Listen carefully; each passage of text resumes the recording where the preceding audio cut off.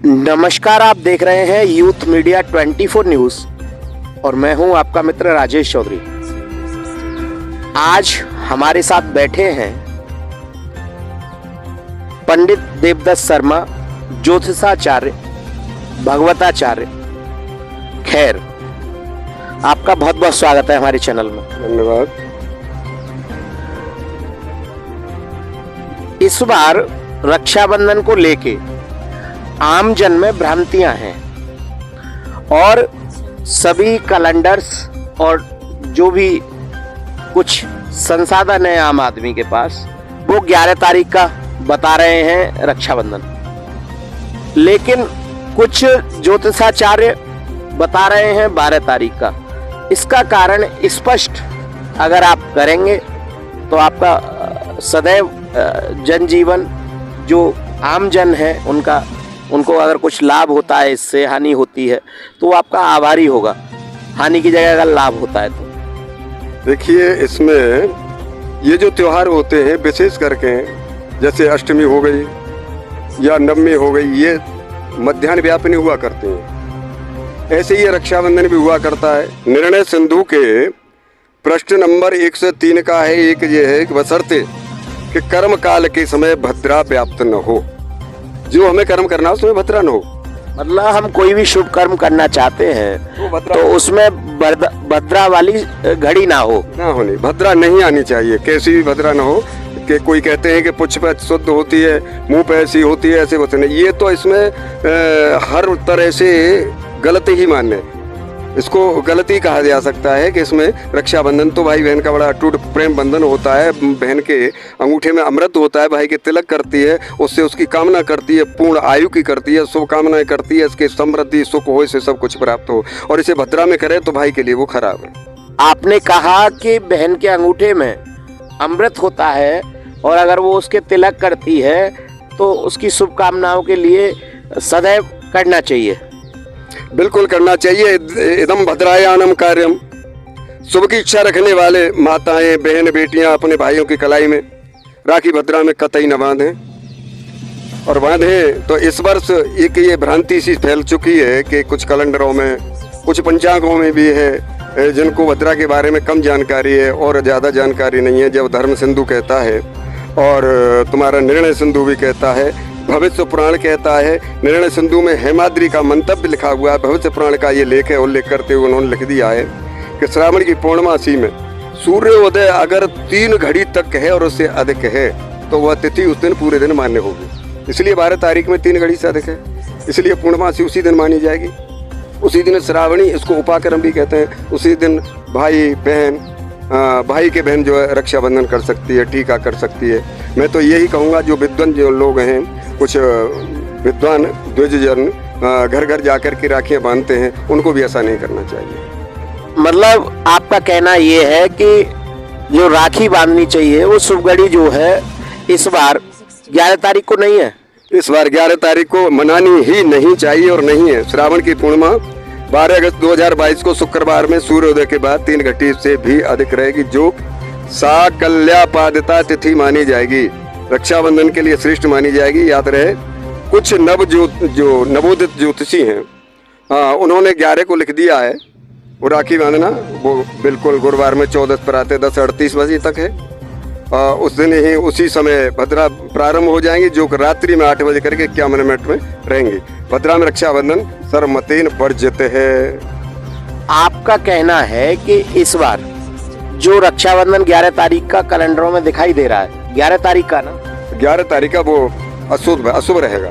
मतलब पूरे दिन ही सुबह से लेके सूर्योदय से लेके 8:15 बजे तक, लगभग 8 बजे 51 मिनट तक, 8:51 तक, हाँ, जो है ये बिल्कुल अशुद्ध है। रक्षाबंधन वर्जित है नहीं, अशुद्ध है, बिल्कुल नहीं है, नहीं करना चाहिए। 12 तारीख को ही करना चाहिए। तो 12 तारीख को किस विधि के द्वारा रक्षाबंधन हो रहा है? देखिए, विधि तो वही है। बहन अपनी थाली में रोली रखें, चावल रखें, मिष्टान रखें और चंदन भी रख सकती हैं, राखी को रखें, लोटा में जल भरें उसको मन से, उसके बाद में भाई का तिलक करें और कामना करें। भाई को मिष्टान खिलावें, जो कि श्रावण में घेवर का ज़्यादा वो है, तो इसको भी खिलाना चाहिए और इससे दोनों की कामनाएं पूर्ण होती है, बहन की भी और भाई की भी। आपका कहना है कि इस बार 12 तारीख को रक्षाबंधन मनाना है और 12 तारीख को ही शुभ फल प्राप्त होगा बहन और भाई को। हाँ, 12 तारीख को प्राप्त होगा और 8 से 10 बजे तक और 12 से 1:30 बजे के बीच बांधे तो ये विशेष शुभ और होगा। मतलब 8 से 10 बजे तक और फिर 12 से 1:30 बजे तक 1:30 बजे तक बांधे तो ये इसमें लगन भी स्थिर आ जाती हैं और चौगड़िया वगैरह वैसे हमारे यहाँ मान्य नहीं है, दक्षिण में मान्य, परंतु इसका प्रचलन हमारे यहाँ भी चल गया है। राहु काल का प्रचलन दक्षिण में है, वो भी हमारे यहाँ चल गया, तो उसको भी लोग कुछ देखते हैं। अच्छा, एक बात बताइए, आप ये जो दावा कर रहे हैं कि रक्षाबंधन 11 को न मना के 12 को मनाना है, आप ये किस बेस पे दावा कर रहे हैं?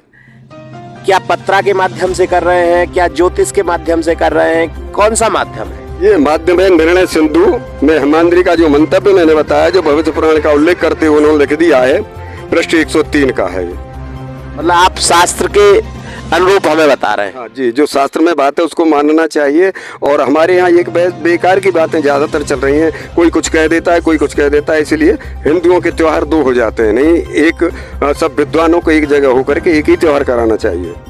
मतलब सभी विद्वानों का एक मत होना चाहिए, आपका मानना है? हाँ, एक ही मत होना चाहिए और एक ही दिन ये त्योहार होने चाहिए, इनको आगे पीछे नहीं करना चाहिए। 12 तारीख तो अब मत जो हो रहे हैं अलग अलग, ये गलत है, ये अलग अलग मत करना ठीक नहीं है। 12 तारीख को ही रक्षाबंधन होना चाहिए, रक्षाबंधन का पर्व 12 तारीख को ही है और अपने घर में लोगों को जाना, एक पोटली बनानी चाहिए जो बांधे, जिसमें चावल रखें, सरसों के दाने रखें, हो सके थोड़ा सा सोना रखें 12 तारीख को और उस पोटली को अपनी पूजा में रख दें, तो ये पूरे वर्ष तक ईश्वर की कृपा, कुबेर की भी कृपा बरसी रहती है। मतलब आप जो है रक्षाबंधन की शुभ मुहूर्त के साथ साथ हमारे दर्शकों को ये भी बताना चाह रहे हैं कि इस दिन क्या करें। हाँ, ये इसीलिए तो बताया कि पोटली बांधी जाती है, लाल कपड़े में बांधें, परंतु भद्रा में कोई भी कार्य न करें। ये 12 तारीख को बांधनी है और इसमें क्या क्या करना है दोबारा से बताइए। हाँ, इसमें जो है चावल, सरसों, कुछ सोना हो सके तो सोना रख लें और सोना न हो तो कुछ चांदी रख लें, कोई पैसे रख लें और शुभ की कामना के लिए पूरे वर्ष तक वो काम आएगा। कहाँ रखनी है और किस तरह के कपड़ा बांधनी है? लाल कपड़े में बांधनी है या पीले कपड़े में बांधनी है और अपने पूजा स्थल में रख लेनी है। पूजा स्थल? हाँ, बस उसकी थोड़ी सी, जब दीपक जलाते हो दीपक जल जाएगा, धूप बत्ती लगा दो, बस और क्या है, कुछ नहीं। अच्छा, इस समय कोई और उपाय किसी तरह का बताना चाहेंगे आप? उपाय इसमें दान पुण्य भी किए जा सकते हैं। कोई ब्राह्मण आता है, कोई भी कैसा भी आता है रक्षाबंधन करने के लिए, आप यहाँ राखनी बांधने के लिए, तो उसको कुछ न कुछ देना चाहिए, जिससे भी सुख समृद्धि की वृद्धि होती है। क्योंकि वो आता है और आके खड़ा रहे तो उसकी जो मजदूरी हो जाती है और खाली हाथ चला जाता है तो दरिद्र को छोड़ जाएगा, इसलिए उसको ज़्यादा देर खड़ा मत रखो और उससे जो कार्य कराना है उसे करा करके अपने रक्षाबंधन करा करके और उसे जाने दो, जो भी बने उसे दान पुण्य कर दो।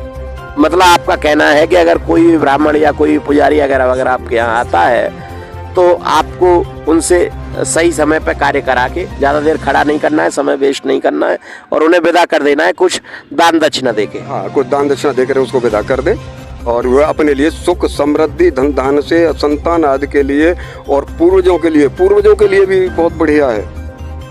देवता पितृभ्य से महायुग ये विचन में सुदाय स्वाहाय नित्यमेव नमो नमः। वो नित्य ही अपने जो हमारे पितर हैं वो हमारा कल्याण करते हैं।